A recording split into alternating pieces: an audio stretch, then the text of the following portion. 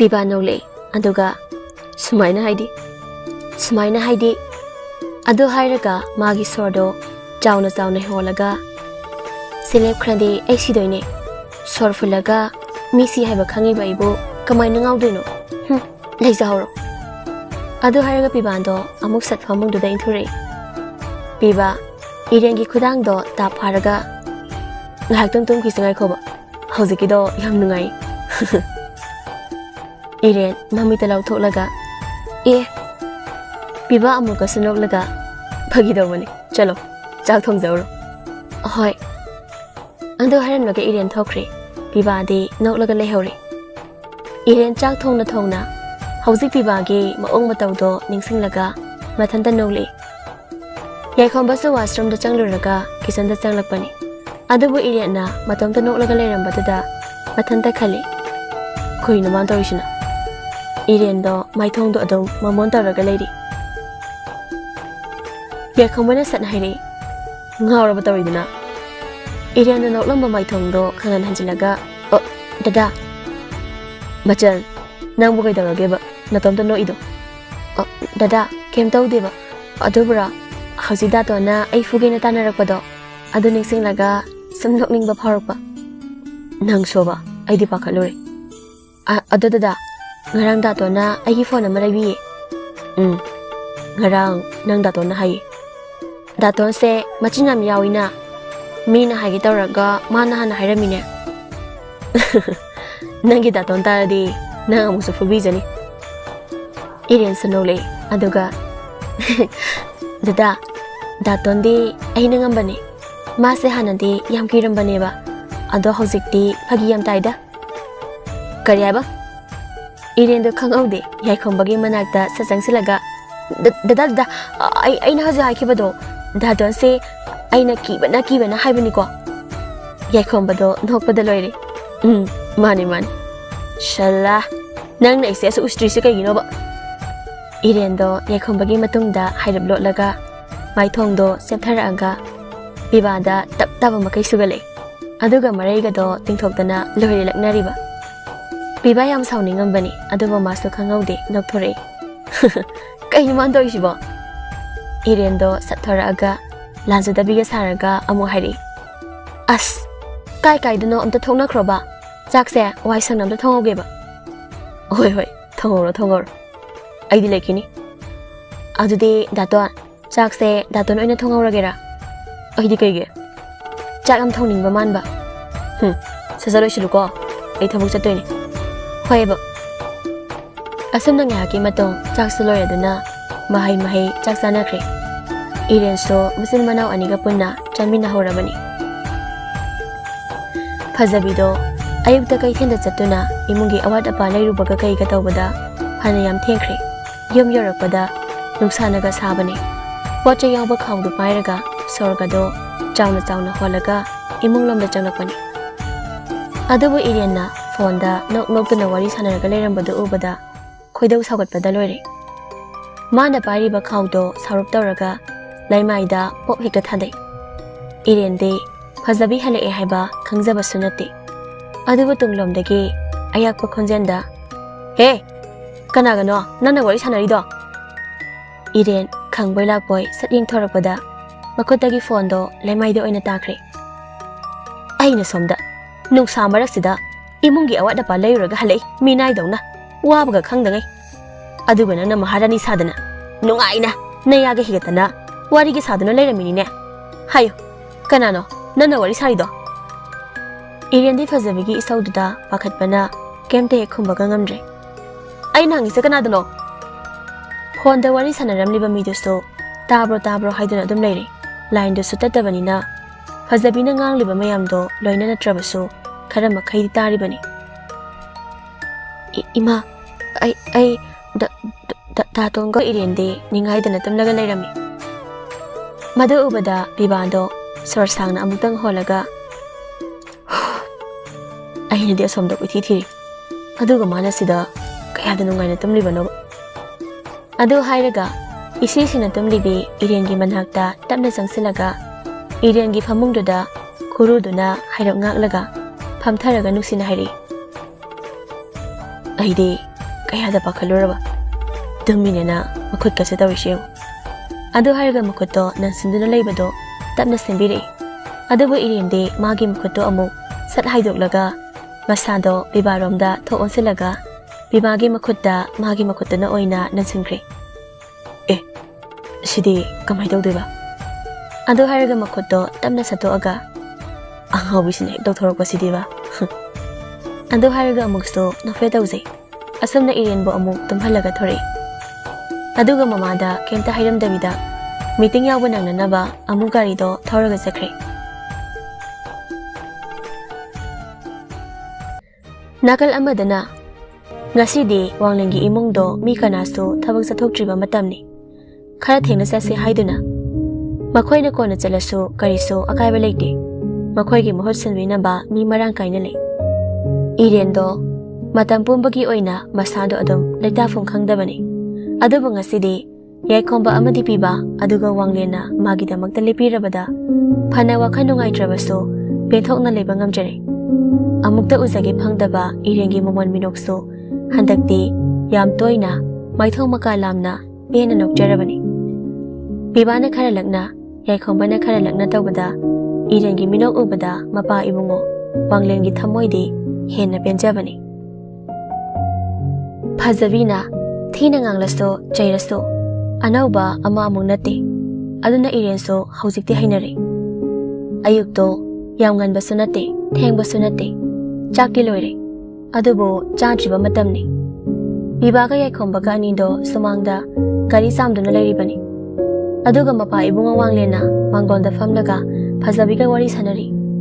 aduga irenna yumgi balcony mathaktuda gamlada hauri balai singdo ising chairi bibado iren mathakta laiki khangwadagi magi mitto mathakta yengna gari do sum changthoklibani iren so haife yenglakpani adubu bibana mangonda yenglambaduda kaidaroge haina mangakto haife ilaga hanglei bibaso kemta tawde haibadawna mangakto sasat hairi adubu magi makhutade thabak tawba lepanate irenda yenglingaida magi makhutna thenglido kaidano fawba khangzadre adubu mayamba yaikhomba gi makutuda isingda phiduna luplaga hekta giri giri tagle bibadi hojikso bifam hongri irensu isingdo amuk lawraga makhada amu yenglakpadadi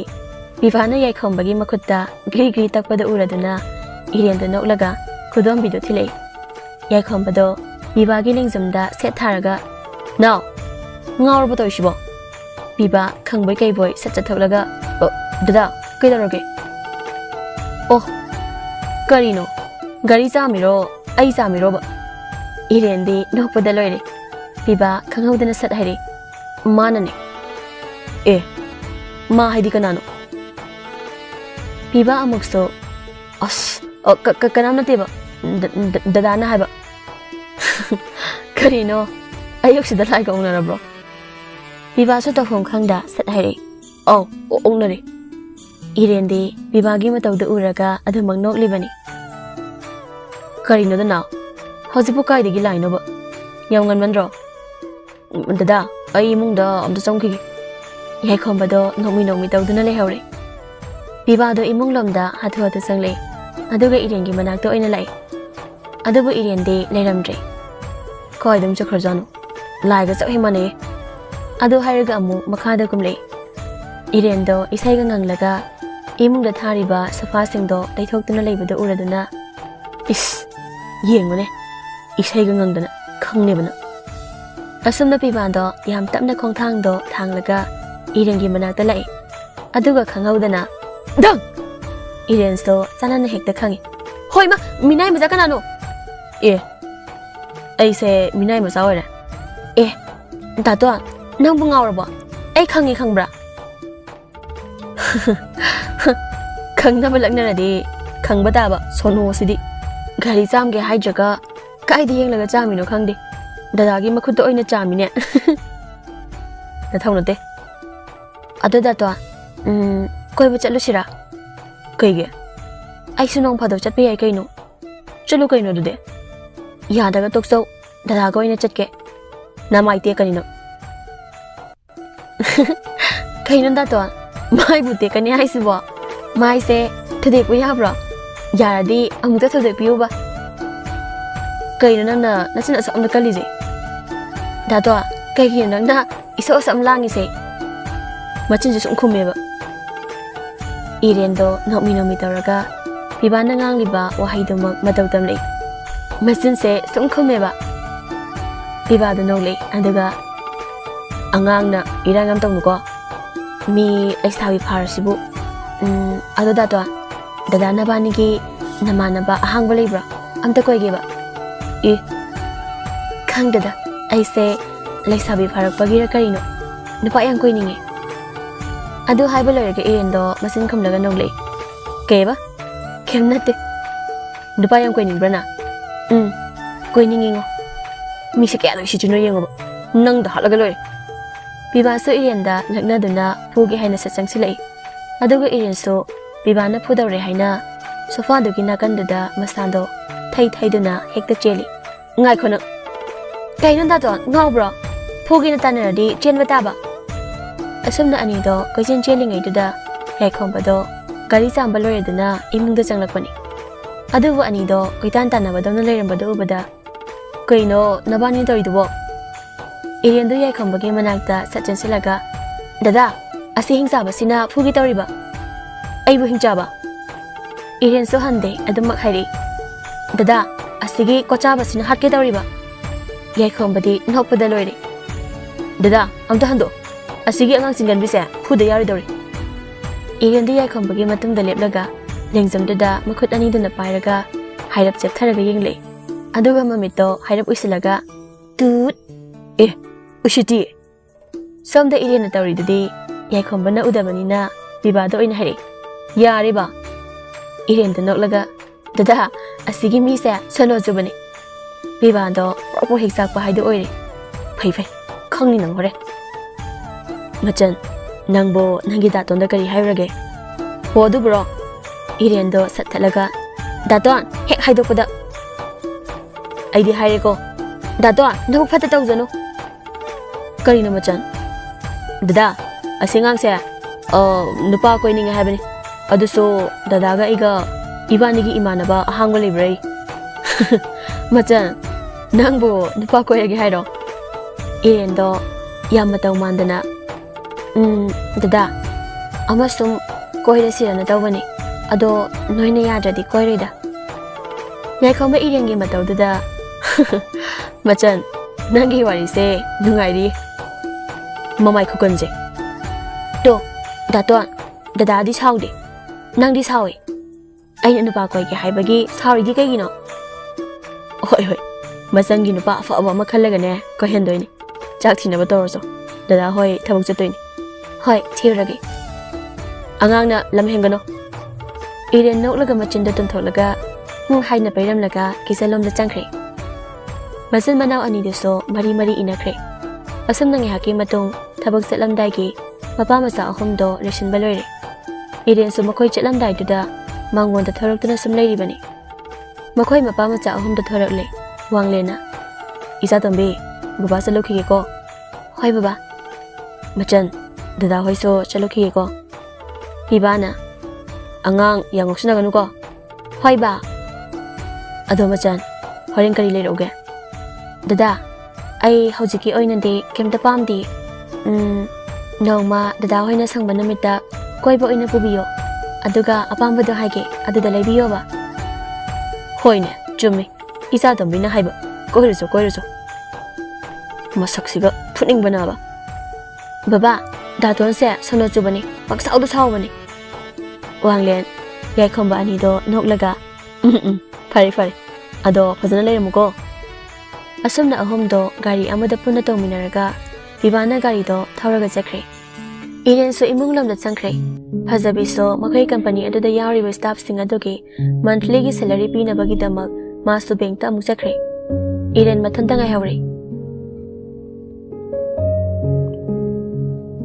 nakal amaramdana loya so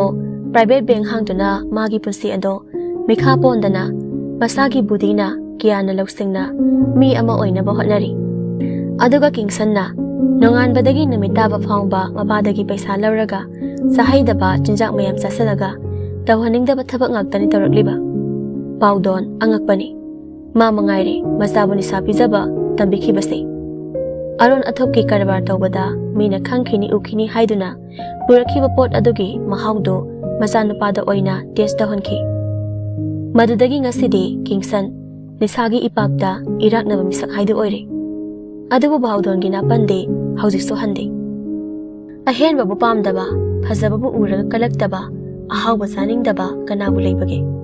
ꯊꯋꯥꯏ ꯄꯥꯟꯕ ꯑꯐ ꯐꯠꯇꯒꯤ ꯀꯌꯥ ꯂꯧꯁꯤꯡ ꯂꯩꯔꯕ ꯃꯤꯗꯤ ꯇꯣꯛꯀꯣ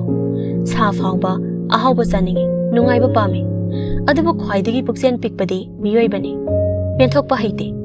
ꯄꯩꯁꯥꯅ ꯃꯣꯝꯄꯥꯛ ꯍꯥꯜꯂꯒ ꯁꯅꯥꯗ mom ꯈꯥꯡꯅꯔꯒ ꯇꯨꯝꯂꯕ ꯐꯥꯎꯕꯗ ꯑꯄꯦꯟꯕ ꯅꯥꯏꯗꯕ ꯃꯤꯑꯣꯏꯕꯅꯤ ꯍꯥꯏꯕꯗ ꯍꯥꯏꯃꯟꯕ ꯊꯣꯛꯇꯦ ꯃꯈꯨꯠ ꯂꯥꯟꯊꯣꯛꯍꯟꯅꯤꯡꯉꯗꯤ ꯅꯈꯨꯠ ꯍꯥꯟꯅ ꯂꯥꯟꯊꯣꯛꯄ ꯇꯝꯃꯨ ꯃꯤꯒꯤ ꯃꯔꯟ ꯃꯊꯨꯝꯗ ꯀꯜꯂꯛꯄ ꯃꯤꯇꯥꯕ ꯐꯥꯎꯕꯒꯤ ꯃꯍꯨꯠꯇ ꯍꯣꯠꯅꯧ ꯅꯪꯁꯨ ꯉꯝꯅꯕ ꯈ꯭ꯋꯥꯏꯗꯒꯤ ꯍꯦꯟꯕ ꯑꯍꯦꯟꯕ ꯑꯣꯏꯅꯕ ꯃꯤꯅꯗꯤ ꯉꯝꯂꯒ ꯅꯪꯗꯤ ꯀꯔꯤ ꯉꯝꯂꯣꯏ ꯅꯪꯉꯣꯟꯗꯒꯤ ꯃꯤꯅ ꯃꯈꯨꯠ ꯃꯈꯣꯡ ꯃꯁꯤꯡ ꯍꯦꯟꯅ ꯄꯥꯟꯕ꯭ꯔꯥ ꯁꯨꯡꯂꯩ ꯂꯩꯇꯕꯅꯤ ꯍꯥꯏꯔꯗꯤ ꯐꯩ ꯑꯗꯨꯛ ꯌꯥꯝꯅ ꯄꯩꯗꯨꯅ ꯂꯩꯔꯕ ꯐꯥꯎꯕꯗ ꯀꯔꯤꯒꯤ ꯃꯤꯇꯥꯔꯤ ꯃꯤꯒꯤ ꯅꯨꯡꯉꯥꯏꯕꯗ ꯆꯠꯈꯤ ꯍꯧꯈꯤ ꯃꯇꯝ ꯃꯥꯁꯨ ꯑꯁꯨꯝ ꯃꯇꯝ ꯃꯥꯅ ꯉꯥꯏꯕ꯭ꯔꯥ ꯃꯤꯑꯣꯏꯕ ꯑꯩꯈꯣꯏꯒꯤ ꯄꯨꯟꯁꯤ ꯈꯣꯡꯆꯠꯁꯦ ꯑꯗꯨꯒ ꯃꯤꯑꯣꯏꯕ ꯑꯩꯈꯣꯏꯅ ꯉꯥꯏꯕ꯭ꯔꯥ ꯃꯇꯝ ꯃꯥꯕꯨ ꯋꯥꯡꯂꯦꯟ ꯉꯁꯤꯗꯤ ꯃꯆꯥꯅꯨꯄꯥ ꯑꯅꯤꯅ ꯃꯥꯒꯤ ꯃꯍꯨꯠ ꯁꯤꯟꯗꯨꯅ ꯊꯕꯛ ꯄꯨꯝꯅꯃꯛ ꯄꯨꯕ ꯉꯝꯂꯦ ꯃꯥꯒꯤ ꯍꯥꯏꯕꯕꯨ ꯃꯆꯥ ꯑꯅꯤꯅ ꯈꯤꯇꯪ ꯁꯣꯏꯔꯛꯀꯗꯕ ꯃꯃꯤ ꯎꯕꯗ ꯃꯥꯅ ꯁꯣꯏꯗꯅꯕ ꯌꯦꯡꯁꯤꯟꯖꯕꯁꯤ ꯈꯛꯇꯅꯤ ꯏꯔꯦꯟꯁꯨ ꯅꯣꯡꯃ ꯅꯣꯡꯃꯒꯤ ꯂꯩꯁꯥꯕꯤ ꯐꯥꯔꯛꯇꯨꯅ ꯉꯁꯤꯗꯤ ꯀꯌꯥꯗ ꯅꯤꯡꯊꯤꯖꯔꯤꯕ ꯑꯁꯨꯛ ꯐꯖꯈ꯭ꯔꯕꯤ ꯏꯔꯦꯟꯒꯤ ꯃꯥꯏꯊꯣꯡ ꯑꯁꯤꯗ ꯑꯋꯥꯠꯄ ꯑꯃꯗꯤ ꯂꯩꯍꯟꯕꯤꯔꯝꯂꯦ ꯃꯗꯣ ꯑꯇꯩ ꯀꯔꯤꯁꯨ ꯅꯠꯇꯦ ꯂꯥꯏꯔꯤꯛ ꯂꯥꯏꯁꯨꯒꯤ ꯃꯉꯥꯜ ꯅꯤꯡꯊꯤꯖꯅ ꯐꯪꯍꯧꯗꯕ ꯑꯁꯤ ꯃꯥꯒꯤ ꯑꯋꯥꯠꯄꯅꯤ ꯐꯖꯕꯤꯒꯤ ꯁꯥꯔꯩ ꯏꯟꯅꯕ ꯍꯣꯠꯅꯕꯗ ꯂꯥꯏꯔꯤꯛꯇ ꯁꯣꯏꯈꯤꯕꯅꯤ